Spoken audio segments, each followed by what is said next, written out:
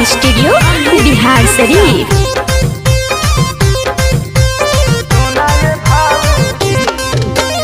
मिलल बारा हमरो सजनवा भी न तनको आवेले सुनाए भौजी।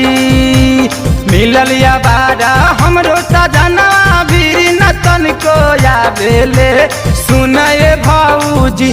बलमुआ दिन भर गांजा चढ़ावेले सुनाए भौजी।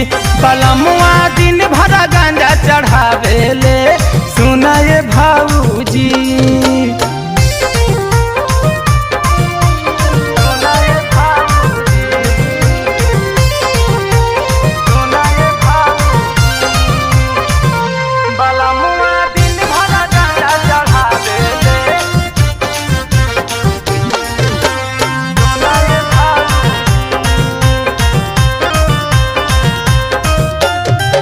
मानो हो ना बात कहू जाना है जरूरी तनको ना बुझे रे भौजी दिल के मजबूरी।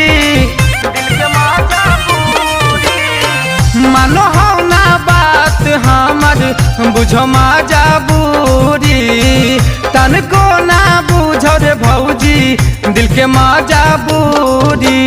कैसे बताइयो दिला के बतिया दूसरे से नैना लड़ावेले सुनाए भौजी। कैसे बताइयो दिला के बतिया दूसरे से नैना लड़ावेले सुनाए भौजी। बलमुआ दिन भर गांजा उड़ावेले सुनाए भौजी।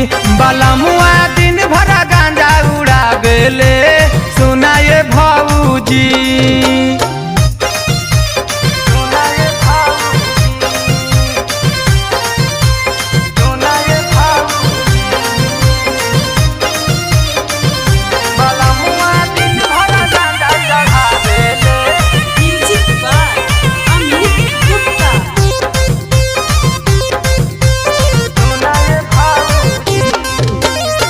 रात भरा सुतल रहे तन के चादरिया कैसे के कटी रे भौजी हमारो जवानिया।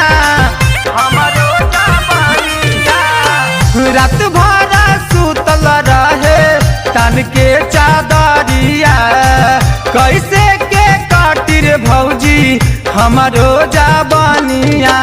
संजीव बलमुआ देवरा योगी के तनको नहीं सोहावेले सुनाए भौजी।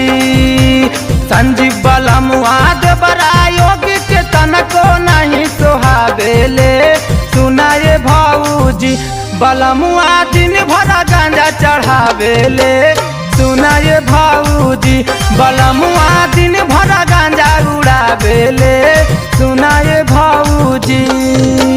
मिलल बारा हमरो सजनवा भी न तनको आवेले सुनाए भौजी। मिलल बारा हमरो सजनवा भी न तनको आवेले सुनाए भौजी। बलमुआ दिन भर गांजा चढ़ावेले सुनाए भौजी। बलमुआ दिन भर गांजा चढ़ावेले सुनाए भौजी। Nalanda recording studio Bihar Sharif.